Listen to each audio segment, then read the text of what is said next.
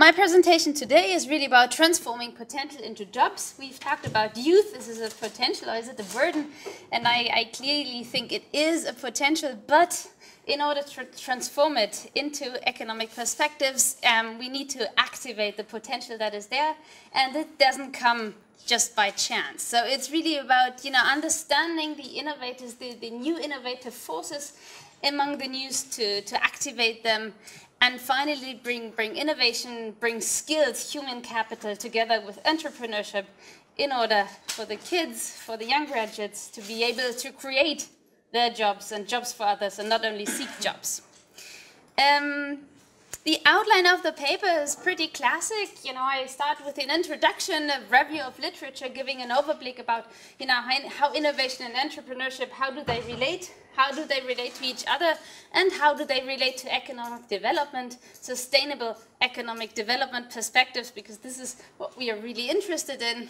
Of course, research design and methodology, rigorous social sciences methodology. I think this is at the heart of every research piece, as we've heard this morning. Discussion and conclusion. And I was not as smart as our keynote speaker, so I didn't bring any copies. But please, if you haven't had a copy right now, let me know, send me an email. I'm happy to share it. But for today's agenda, I thought, rather than just going through the paper, which we can all read, I just want to focus on the motivation, the research outline, and I want you to invite to join forces, because really now is the time that a lot of things happen, that a lot of research opportunities are there at hand, need to be explored. So much more than just presenting a piece of paper, a piece of work that I've done in the past, I would like you to think along, how can we as researchers improve the possibilities, the perspectives of the young in the region, and especially in Egypt, because this is our panel today. So a bit different research agenda, the research outline, the motivation, and then the invitation to how can we make this into a project. And I'll tell you about how far the project that I've been working on has advanced. No, wrong direction. What is the background of the whole story? Well, it's really what we see in the Middle East and North Africa and many other emerging countries, and especially in Egypt, is we see a very inefficient use of the resourcefulness that there is. So it's not that people are stupid. It's not that there is not enough capacity. It's not that there is not ideas. But using this, streamlining it into productive areas, into rewarding areas, that has been a very, very big problem over the 30 years. And this is part of the story. Why do we end up with such a devastating economic situation that the countries are in, have been before in the revolution, and are now after or in the midst of the revolution and the time of change? The consequence, as I said, is missing jobs, was missing jobs. Already before the revolution, already before political transitions, millions of jobs are missing due to very, very low performing private sector, due to a very, very huge cohort of young people entering the jobs markets every year again and again, and due to the fact, and I'll come back to this point later, due to the fact that higher education was not streamlined to the needs of the economy today, but rather in the tradition of employment in the state sector, and these are the jobs that are no longer available. So we have this inefficient use, we have missing jobs, and what is the consequences for large shares, especially of the younger generation? It's missing economic perspectives. It's missing the perspectives that is, despite higher education, despite a long education maybe, despite being more international than ever, speaking several languages, I'm not able to actually earn my own living. Earn the living for my family. I rely on my parents, I still rely on the family ties. So what is the perspective abroad? If we look into Egypt especially, for a long time, it was a large strategy for actually very, very qualified people to go outside, to find jobs abroad, in the Gulf, in the European Union region, in the Americas. But however, since 2000, since 9/11, since different occasions in the world, we see since financial crisis, economic crises in Europe, in America, we see that these opportunities were very, very limited. So we see a double impact to the fact that we have more and more graduates, highly qualified, not finding jobs, not being able to live their living, to have a perspective inside, and yet at the same time, you know, the outside options that they were in Europe, in America, in the Gulf, they are basically, you know, ran out. So this is the situation that we are in, and this is the situation that we as economists, that obviously the people, the young, ask themselves, you know, how to create economic perspectives for us, for the next generations. No, wrong. What are the challenges? Well, again, you know, it's not about that there is no potential, but it's about unleashing the potential.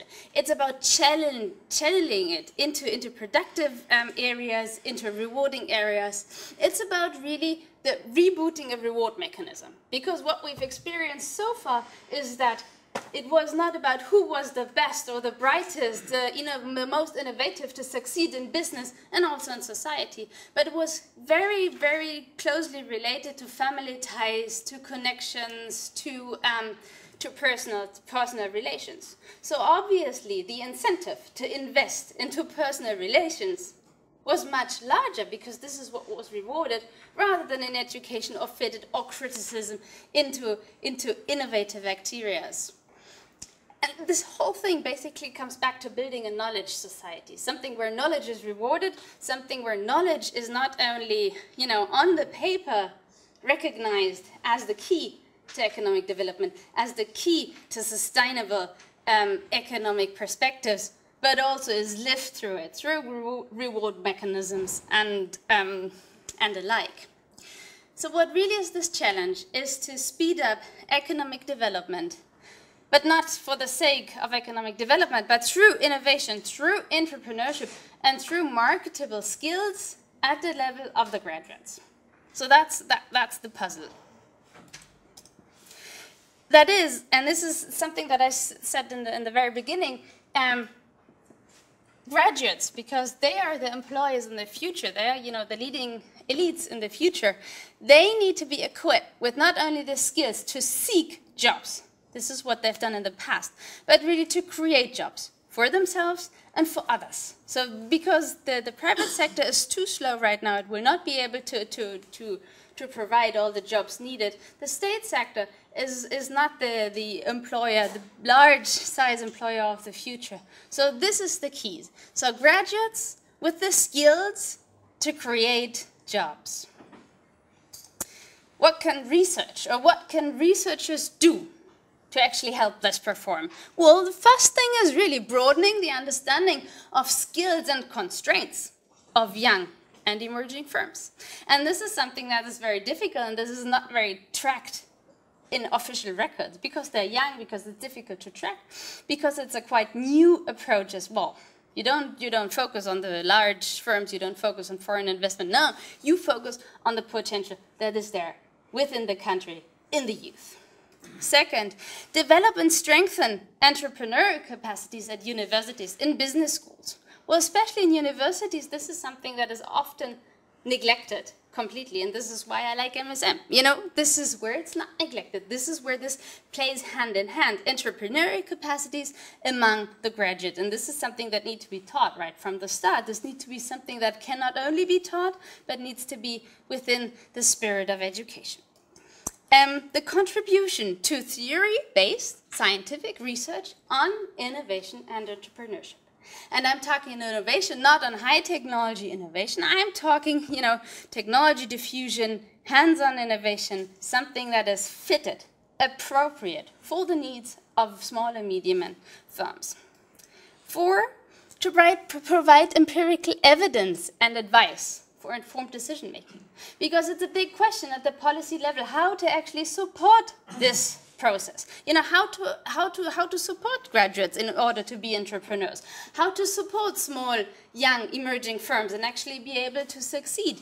This is a policy question, but you cannot make sense of a policy if it's not based on informed decision making. So we need information, that these kind of policies can be based on. And I think this is what researchers can do. And I think I would go one step beyond saying this is what researchers must do. This is what we are, need to be working on. We are teachers, we are researchers, but really these are the key topics. If we look into the priorities, if we look into the difficulties, especially with respect to the Republic of Egypt, this is something that needs to be tackled now, not in 25 years, now. What are the obstacles? Well, obviously, there's a very limited body of literature really on the innovation in the Middle East and North Africa. There is very little comparative to other regions, emerging regions at all. But if you look into the Middle East and North Africa, and this is outlined in the paper as well, it's very scarce, if there is at all. Then, of course, you have a lack of coherent data, representative data, and accessible data. The last kind of information that we got, if we look into the case of Egypt, that was a firm enterprise census in the year 2006, but data is still not fully disclosed. So it's highly political, it's highly restrictive use of data, and this does not only is an obstacle for researchers, but also for politicians and policymakers. And then finally, what we do see, there's no coherent economic strategy in order what is behind this. Obviously, we have to set this in a context. We have to understand that it's against the background of the political transition that is taking place right now. And still, even the new forces that are came into power, the conflicting or the competitiveness political forces. If you look into it, economic strategy or competence is not something that is on the first priority.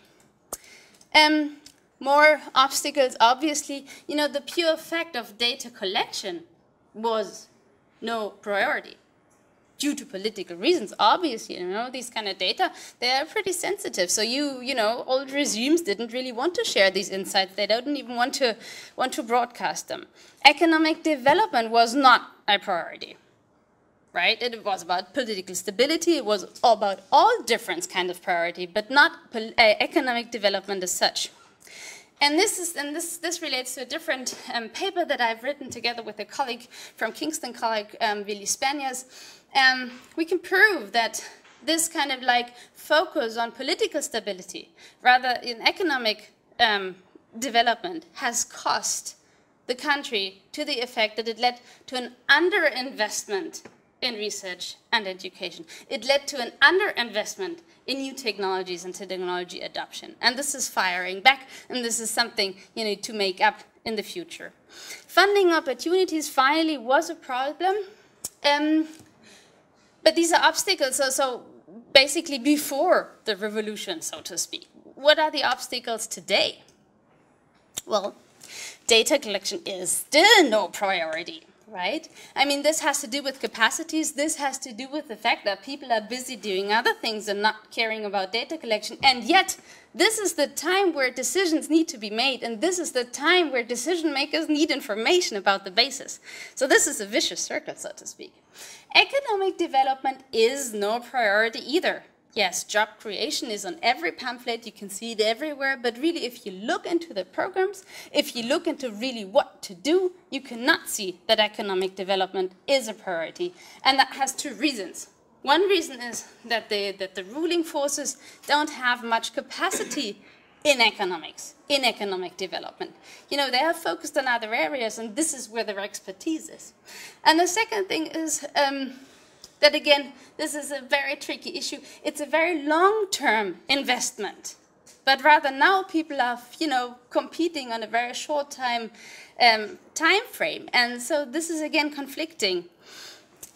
The underinvestment long-term risky project, this would be the consequence.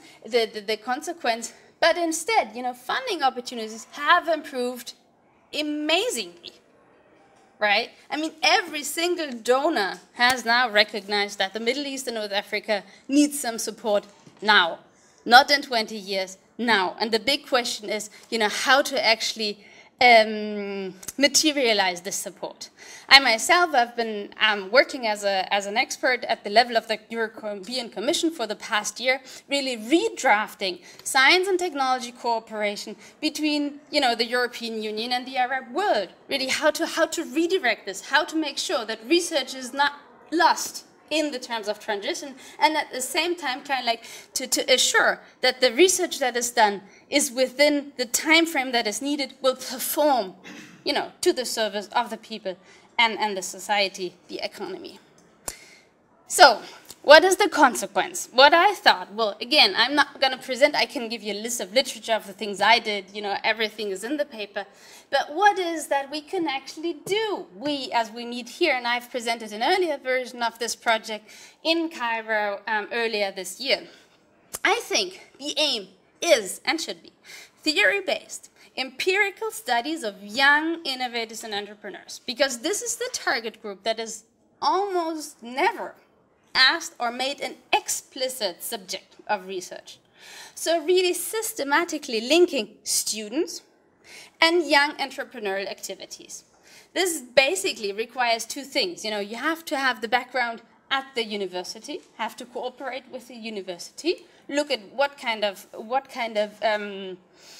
education in entrepreneurship do they do, and on the other hand also track the kids that go out of grad or even within university. And this is something, I mean, if you talk to the people, it goes like a snowball, you know, somebody knows another one, and there's a lot of activity going on. And this is a research hypothesis because everybody's saying, whoa, it's so much chaos, nothing happens, you know, it's so much insecurity, nobody's going to make a move. But in contrast, and this is, you know, what basically leads to this research project is that the institutional uncertainty that there is and the regulatory vacuum that there is opens possibilities for young entrepreneurs, for young students, for young graduates that they would not have had 2 years ago. So really, rather than seeing it as only uncertainty, this is something you should regard it as an opportunity and how to make best use of this opportunity. What will be the research design? Well, you know, combining a large end survey, semi-structured interviews, and training and coaching. Because you don't want to do any research, it just goes in, takes the data, leaves the country, and writes a nice paper. That's one part of it, but that's not me, you know.